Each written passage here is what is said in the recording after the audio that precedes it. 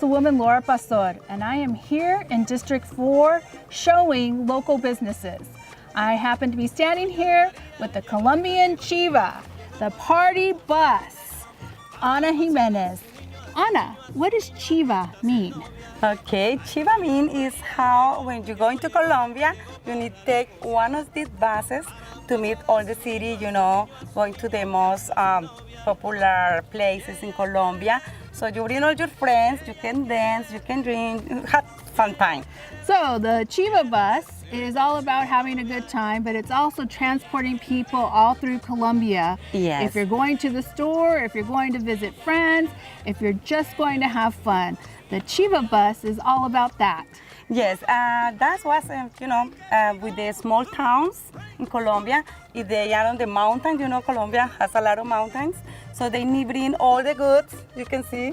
So it's not a regular bus. So they need to bring all that to the farms or the old towns. So they bring all the stuff they need to.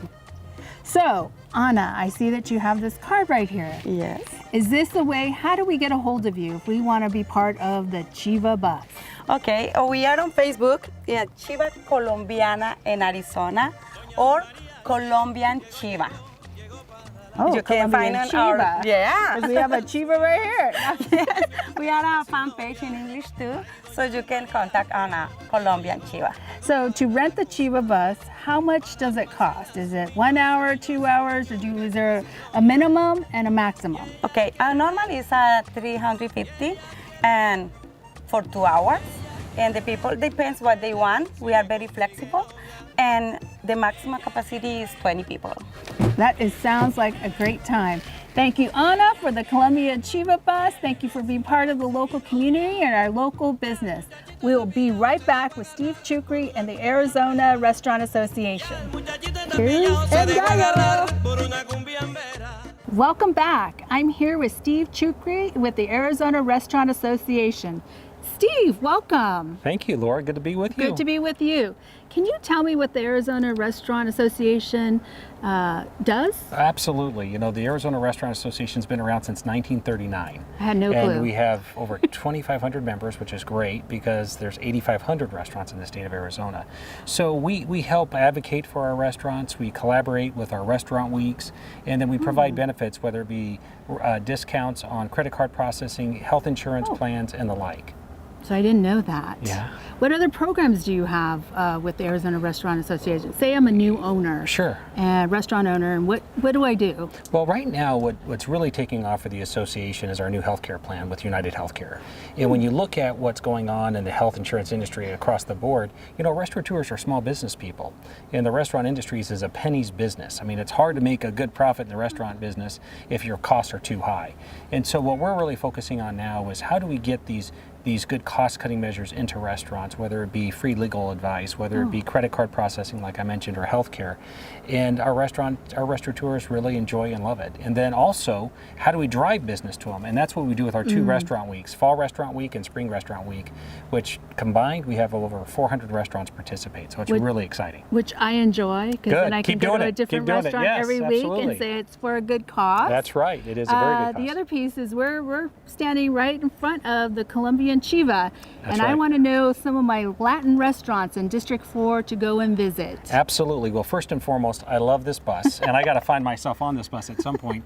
But secondly, what's interesting? If you look at your district and you look at the Latin restaurants and everything else, 3 come to mind. One, Barrio Cafe, right? Yes. How do you get any better than that? And it's a staple in our restaurant industry and a staple in your community.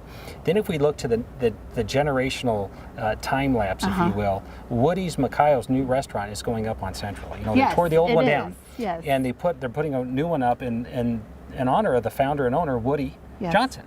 And that's about to open, and that really excites me because you're talking about really the 3rd generation of the Johnson family running that restaurant. And then if you look forward to what is Mexican food becoming and the like, or Latin food, look at Joyride, just further up the street. And Joyride is a new cutting-edge, fun, millennial-type restaurant that Craig DeMarco and his team has opened, and they're opening them all across the state. But when I looked at your district and I saw those 3 restaurants, I said, I think those are the 3 I need to highlight. And the Johnson family, I know very well, Sure. of generations through my father, and Right. now the third generation. That's right. Have worked with them well. And then Joyride, Chris DeMarco, just the whole fact of that area. Right. And of course, Barrio Cafe. Yeah. Yeah. Savannah is really part of the community. She is. And She is. brings the love and the creativity of the culture to 16th Street, and That's of right. course across all the other restaurants. So Absolutely. enjoy having those restaurants in the neighborhood. There's one more, and I'm not sure. I don't think it's part of the restaurant association, and I'm not sure.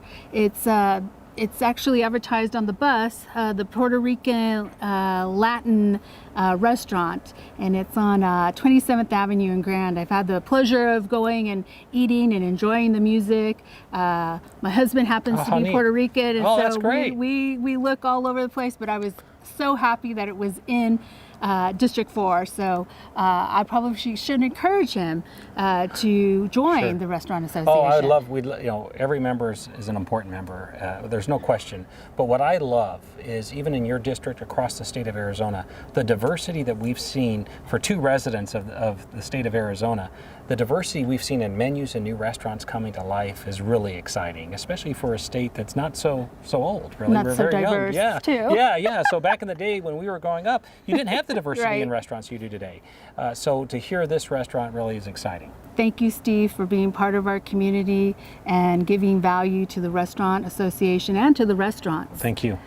I am Councilwoman Laura Pastor in the heart of the city, rockin' District 4.